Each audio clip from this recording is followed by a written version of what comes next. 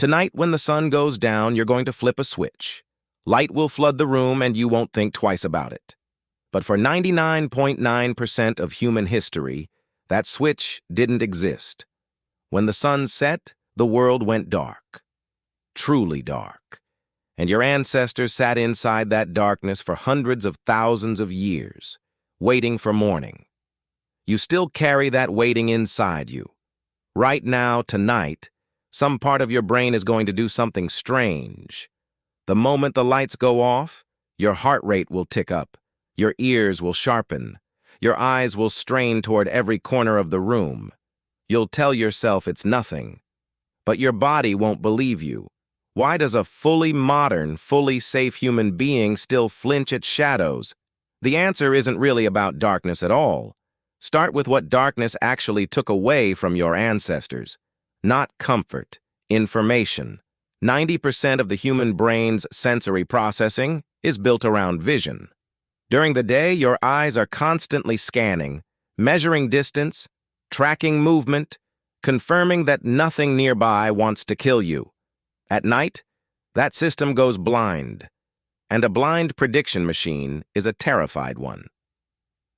Anthropologist Sarah Blaffer-Hrdy has spent decades studying early hominid vulnerability, and her research points to something unsettling. Early humans weren't apex predators. They were prey. Slow, weak-clawed, thin-skinned prey, competing for space with leopards, hyenas, and saber-toothed cats that hunted primarily between dusk and dawn. Think about that for a second. For most of your species' existence, nighttime wasn't neutral. It was hunting hour. And it wasn't your hunting hour. It was theirs. So evolution did what it always does. It built a shortcut. Fear didn't need to understand darkness. It just needed to react to it, fast, before conscious thought could slow things down. That's why your fear of the dark doesn't feel like a decision. It feels like a reflex, because it is one. It was carved into the nervous system by generations of ancestors who didn't survive the night and generations who did. Here's the part that surprises most people. You're not actually afraid of the dark. Darkness itself is just an absence of light, empty and harmless. What you're afraid of is what might be hiding inside it. Psychologist David Sander has studied fear responses extensively, and his research reveals something your brain does constantly without your permission. It treats uncertainty as danger until proven otherwise. Darkness doesn't hide monsters. Darkness hides information, and missing information to a brain built for survival might as well be a monster. That's why a creaking floorboard sounds louder at midnight than at noon. Nothing about the sound changed. Your interpretation of it did. This is where it gets stranger.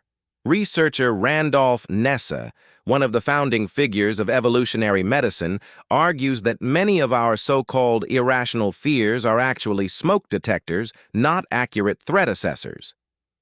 A smoke detector that goes off constantly is annoying.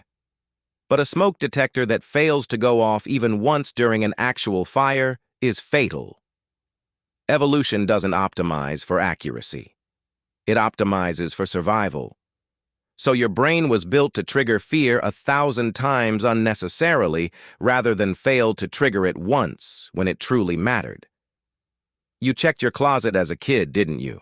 You knew, logically, that a monster wasn't hiding inside, but you checked anyway. That wasn't irrational. That was ancient. Somewhere behind that impulse is 100,000 years of ancestors whose closets were caves and whose monsters were real. Children fear the dark more intensely than adults, and that isn't a coincidence either. Developmental psychologists have found that fear of the dark peaks between the ages of 2 and 6, precisely when a child's imagination is developing faster than their ability to distinguish plausible threats from implausible ones.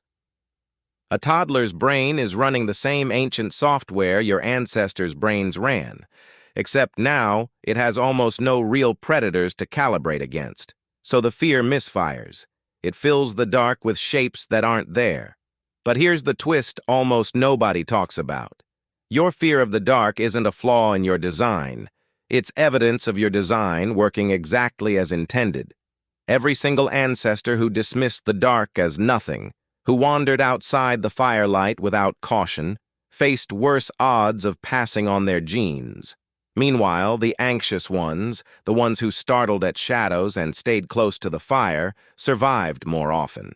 You are the descendant of the nervous ones, not the brave ones, the nervous ones. That's an uncomfortable thing to sit with, but it's also strangely reassuring. Your fear isn't weakness, it's inheritance. It's a message passed down through hundreds of thousands of generations, whispering the same thing every single night. Stay close to the light, stay alert.